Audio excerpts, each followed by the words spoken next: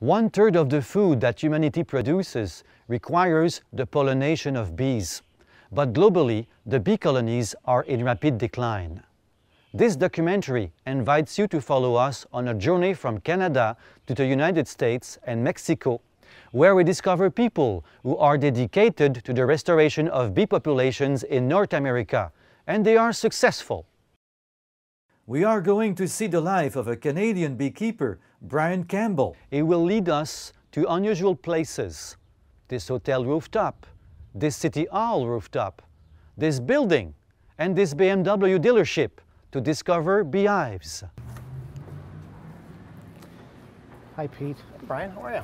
Very well. How are your bees? They are excellent. Well, we wanted to be able to show the world that as a luxury car dealership, you can still be environmentally friendly, reduce your carbon footprint, and coexist between having bees and cars. Let's go have a look at your bees. Sure, follow me. Okay, thank you. Brian likes to help new beekeepers wherever they are. Yeah, it did. This one did very well immediately.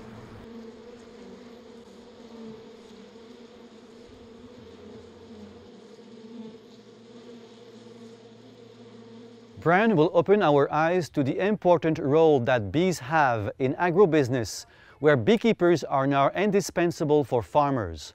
My name is Harold Steeves. I'm a lifelong farmer in Steveston area of Richmond. We raise belted Galloway cattle, and we grow heirloom vegetables and seeds. We grow about 75 different varieties of vegetable seed here on our farm. Had problem a few years ago with not enough bees to pollinate the flowers, so we weren't getting very good seed production. We weren't getting very many apples, and many of the seeds that we were growing, we weren't getting very good production. And when we got Brian's bees, the bees were able to pollinate all of our trees and pollinate all of the seed crops that we're growing, so it has been very helpful to have bees on the farm.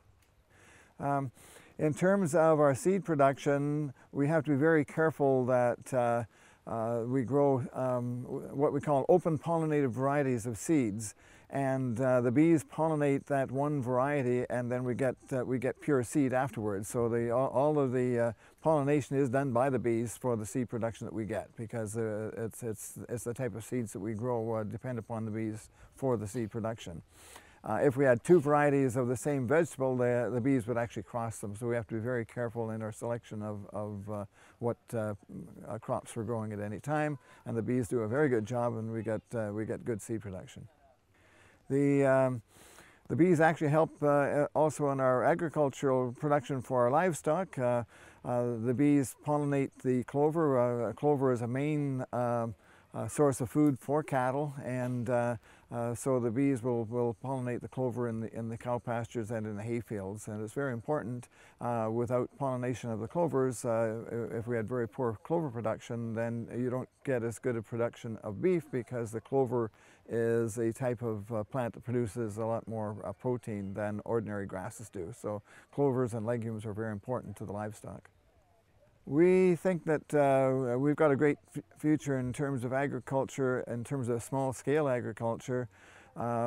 When you're able to go back to the days where you have the bees and the cattle and a mixed type of agriculture, you get a lot better production than what you might call the industrial farming. And so I'm quite happy that we're seeing an expansion of small-scale agriculture in Canada and around the world today, because I think that's the way we're going to feed future generations.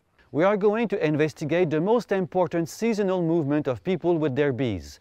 Millions of American bees that are systematically transported from several US states to California.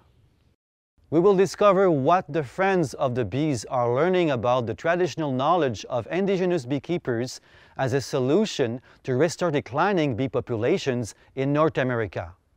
In my thinking about trying to create a sustainable way of keeping bees, I think it's very helpful to refer back to Aboriginal and First Nations traditions about a relationship with nature. Add some smoke. There we go.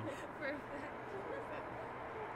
And that's partly why I use the cedar and sweetgrass tobacco and sage in my beekeeping. I'm trying to close that circle between the present and the past, and to build a bridge into the future.